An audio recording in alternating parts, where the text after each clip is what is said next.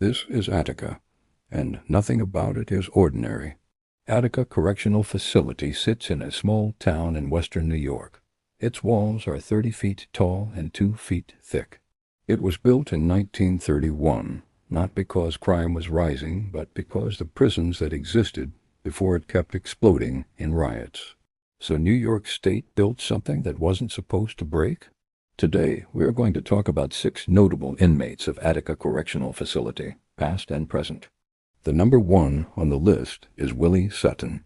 Willie grew up poor in Brooklyn in the early 1900s.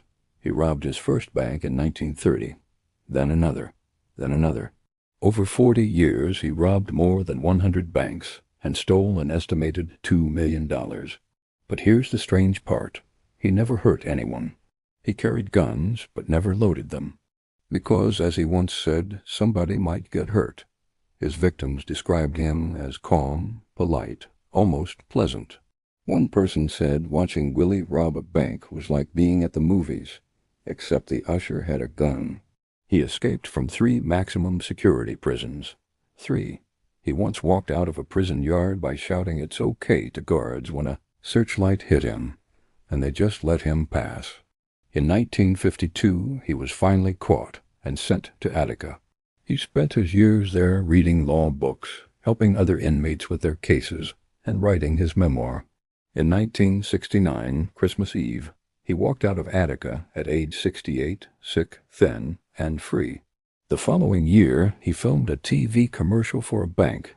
The second inmate on this list is Edward Comiskey. Edward Comiskey wasn't famous, but the man he mentored was terrifying. Comiskey was a New York mobster who taught a young criminal named Jimmy Coonan how to do something most people can't even think about: how to dismember a murder victim and scatter the pieces in the Hudson River so they'd never be found. That method became the signature of one of New York's most violent gangs. Comiskey himself never lived to see the full monster he helped create. In 1976, he was shot dead in a bar by the very man who would later come to Attica, Joseph "Mad Dog" Sullivan. Sullivan holds a unique record at Attica to this day. He is the only person who has ever escaped from it. The third inmate on this list is H. Rap Brown. He was one of the loudest voices of the Black Power movement. In 1967, he stood in front of a crowd and said, "Violence is as American as cherry pie." The FBI considered him one of the most dangerous men in America. He was charged in multiple states. He went underground for almost 2 years. Then, in October 1971, police chased him across a rooftop in New York City and shot him twice.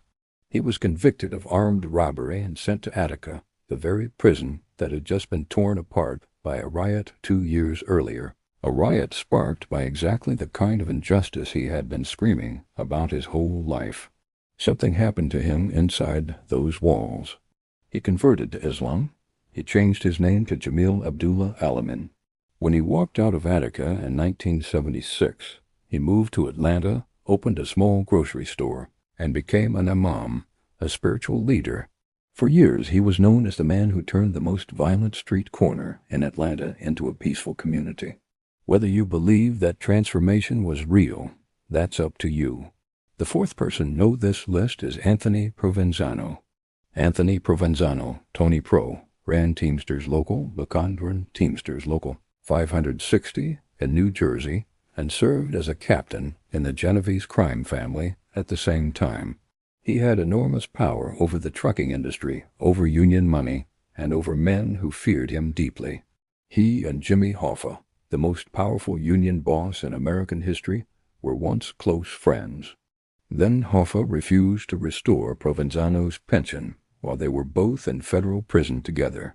The 2 men had a fistfight inside the prison walls. They left as enemies. On July 30th, 1975, Hoffa went to a meeting he believed was set up to make peace. Provenzano was supposed to be there. Hoffa was never seen again. Provenzano was later convicted of ordering a separate murder, the killing of a union rival in 1961, and spent time at Attica before eventually dying in prison in 1988. Jimmy Hoffa's body has never been found. Comment below. Do you think Tony Pro knew where Hoffa was? Let's talk about it. The fifth person on this list is Mark David Chapman. Mark David Chapman was 25 years old. He had no criminal record. He had once worked with Vietnamese refugees through the YMCA. He was, by all appearances, an ordinary man. But inside his mind something had gone deeply wrong. He became obsessed with John Lennon, not out of admiration, but out of rage. He believed Lennon preached peace and love while living in a mansion and sailing yachts. He read The Catcher in the Rye over and over, and began to see himself as its main character, a young man surrounded by phonies. On December 8, 1980, Lennon signed Chapman's album cover in the afternoon. Chapman could have walked away. Instead, he waited outside the Dakota apartment building for hours in the cold. When Lennon returned that night, Chapman fired 5 shots. 4 hit their target. Lennon was dead before the ambulance arrived. Chapman sat down on the sidewalk and read his book until police arrested him. At Attica, he was placed in a special handling unit because prison officials feared other inmates would kill him. For his first 6 years, he refused all interviews. He said he didn't want anyone to think he killed Lennon for fame. He has been denied parole more than 10 times. The parole board has repeatedly said his release would cause a threat to public safety. He is still inside. The 6th person on this list is Joel Rifkin. Joel Rifkin was bullied his entire life. Classmates called him the Turtle. He had no friends, no social life, and drifted in and out of college. He became a landscaper and lived with his mother on Long Island. Between 1989 and 1993, he murdered at least 9 women, possibly as many as 17. All of them were vulnerable. All of them disappeared quietly. For 4 years, no one connected the cases. He was only caught because a state trooper noticed his truck had no rear license plate. When police looked in the truck bed, they found a body. He confessed the same night. At Attica, he was kept in his cell 23 hours a day. His presence alone was so disruptive that officials placed him in isolation for years. He sued the prison, claiming isolation was unconstitutional. He demanded $77 million, $50,000 for every day he spent in solitary. He lost? While in isolation, he painted pictures of flowers and wildlife. He also submitted a proposal to build a shelter for vulnerable women, the very type of people he had killed. The proposal was rejected.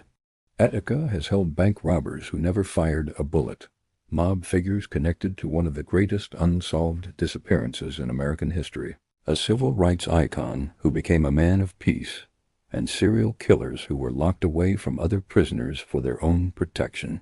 It is a maximum security prison. It was built so nothing could get out. But the stories always do. Which of these 8 men surprised you the most? Drop their name in the comments and subscribe if you want more documentaries like this one.